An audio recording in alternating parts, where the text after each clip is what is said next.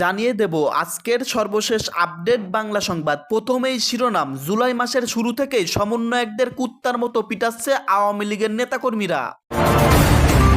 দ্বিগুণ শক্তি নিয়ে ফিরে আসতেছে শেখ হাসিনা, ঘোষণা দিল সেনাপ্রধান জেনারেল ওয়াকারুজ্জামান। ছাত্রলীগের নেতাকর্মী কঠিনভাবে রেগে আছেন, সমন্বয়কদের যেখানেই পাচ্ছে সেখানেই গণধুলাই দিচ্ছে। শেখ হাসিনা ঘোষণা দিয়েছেন সমন্বয়কদের ফাঁসি না দেওয়া পর্যন্ত নির্বাচনে অংশগ্রহণ করবেন না। একটি পক্ষ তৈরি হচ্ছে যাতে বিএনপি ক্ষমতায় আসতে না পারে, বললেন বিএনপি নেতা মির্জা আব্বাস। নিত্য নতুন ইস্যু আনতে থাকলে ষড়যন্ত্রকারীরা সুযোগ পাবে, বললেন তারেক রহমান। সর্বশেষ জানবেন, ডক্টর ইউনূস খুব শীঘ্রই সেনাপ্রধানের কাছে আত্মসমর্পণ করবে এবং শেখ হাসিনা আবারও ক্ষমতা ফিরে পাবে। এতক্ষণ শুনলেন সংবাদ শিরোনাম, এখন শুনবেন বিস্তারিত।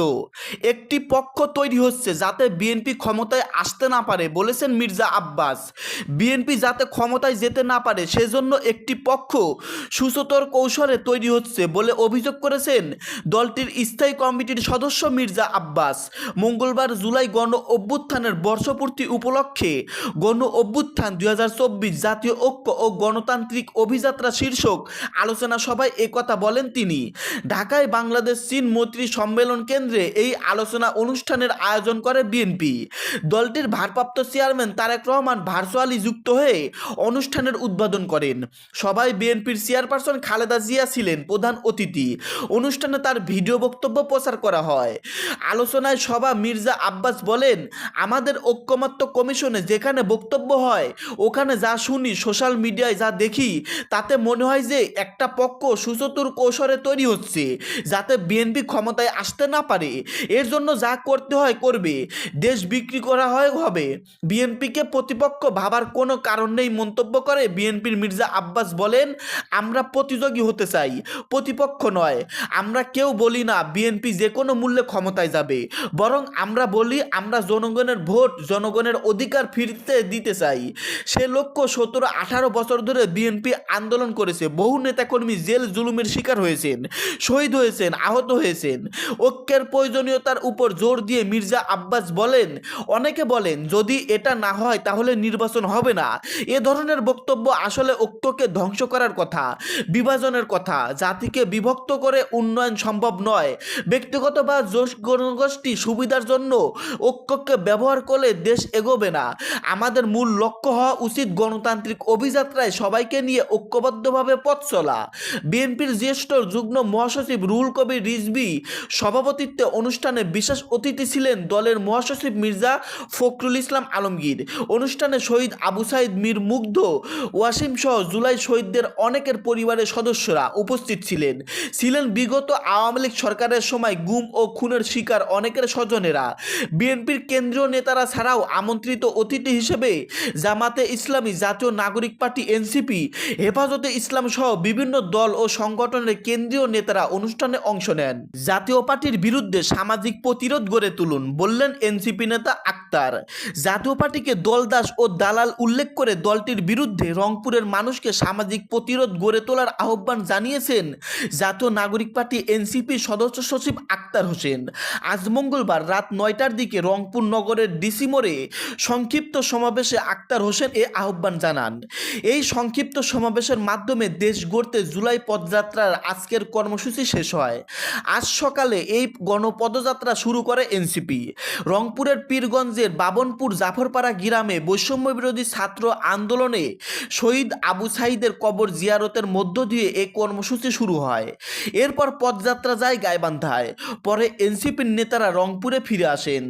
রংপুরের সংক্ষিপ্ত সমাবেশে আক্তার হোসেন বলেন, একটি দল আছে যে দল বাংলাদেশে আওয়ামী লীগ ফ্যাসিবাদকে প্রতিষ্ঠিত করতে সবচেয়ে নগ্নভাবে ভূমিকা পালন করেছেন।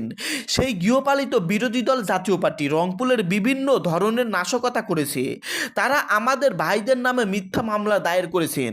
আমরা রংপুরের মাটি থেকে হুঁশিয়ারি দিতে চাই, অবিলম্বে জাতীয় পার্টির গুন্ডা ও দালাল কর্তৃক আমাদের ভাইদের বিরুদ্ধে যে মামলা করা হয়েছে সেই মামলা প্রত্যাহার করতে হবে। রাত 8:30টার দিকে ডিসি মোড়ের এ সংক্ষিপ্ত সমাবেশে কেন্দ্রীয় কয়েকজন নেতা বক্তব্য দেন। সঞ্চালনা করেন দলের মুখ্য সংক্রান্ত উত্তরাঞ্চলের সার্জিজ আলম। সমাপনী বক্তব্যে এনসিপির আহ্বায়ক নাহিদ হাসান বলেন, আমরা আগামীকাল কুড়িগ্রাম যাব এবং ধারাবাহিকভাবে দেশের 64 জেলা অতিক্রম করে আগস্টে ঢাকায় ঢুকব। ঢাকায় ঢুকে আমরা আমাদের যে লক্ষ্য জুলাই ঘোষণাপত্র এবং জুলাই সনদ আমরা আদায় করে নেব ইনশাল্লাহ। বুধবার পদযাত্রার দ্বিতীয় দিনে এনসিপি নেতারা কুড়িগ্রামে যাবেন। সেখানে কলেজ মোড়ের বিজয়বস্তু চত্বর থেকে পদযাত্রা শুরু হয়ে ঘোষপাড়া মুক্তিযুদ্ধ স্মৃতিফলকে এসে পদযাত্রা শুরু হবে।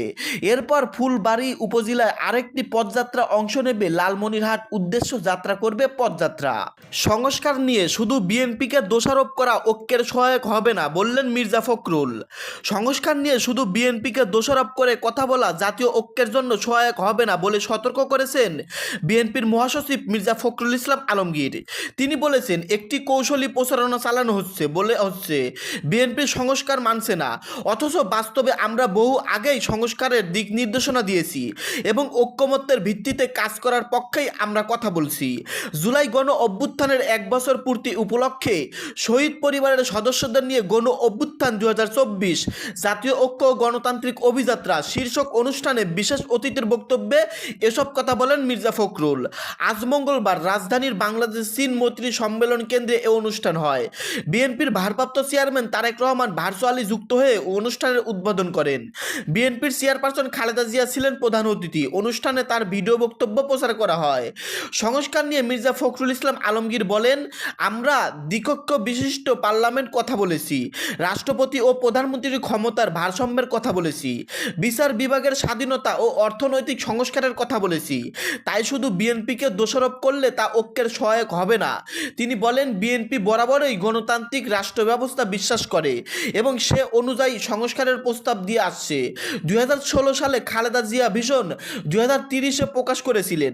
পরে 2022 সালে দলীয়ভাবে 27 দফা রাষ্ট্রীয় সংস্কার রূপরেখা দেওয়া হয়, যা পরবর্তী সময়ে 31 দফায় রূপান্তরিত হয়।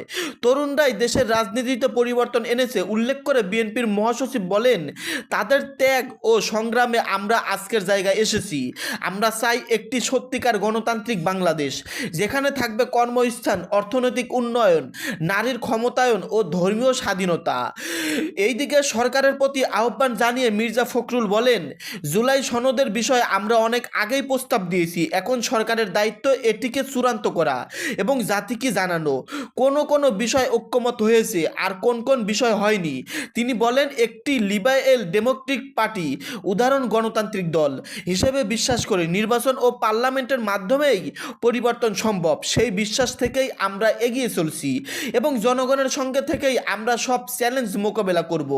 বিএনপির জ্যেষ্ঠ যুগ্ম মহাসচিব রুহুল কবির রিজভীর সভাপতিত্বে অনুষ্ঠানে শহীদ আবু সাইদ ও শহীদ মীর মুক্তিযুদ্ধ সহ সেই অনুষ্ঠানে আরও অনেকেই উপস্থিত ছিলেন। দর্শক, আপনারা এতক্ষণ শুনতে পারলেন দেশে ঘটে যাওয়া সবচেয়ে গুরুত্বপূর্ণ নিউজগুলো। এ সম্পর্কে আপনাদের ব্যক্তিগত মতামত ভিডিওর কমেন্টে জানিয়ে দিবেন এবং চ্যানেল নতুন দর্শক হলে অবশ্যই সাবস্ক্রাইব করবেন। ধন্যবাদ।